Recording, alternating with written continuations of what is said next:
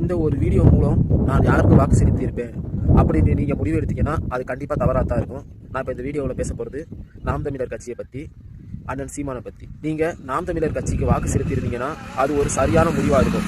எதனால் நான் அப்படி சொல்கிறேன்னா, தேர்தல் களத்தில் அரசியலில் ஆளுங்கட்சியை எதிர்த்து வலுவான கேள்விகளை தொடுக்கக்கூடிய ஒரு தலைவர் அண்ணன் சீமான்.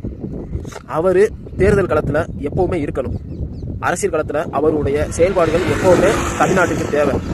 அவருடைய மேடை பேச்சுகள் பல்வேறு இடங்களில் முரண்பட்டாலும் அவருடைய தெளிவான கொள்கை தமிழ்நாட்டிற்கு கண்டிப்பாக தேவை.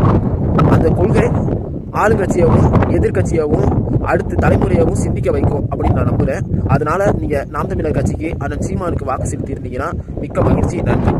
அண்ணன் சீமான் போன்று தமிழ் தேசியம் பேசக்கூடிய தலைவர்கள் தமிழ்நாட்டிற்கு மிகவும் தேவை.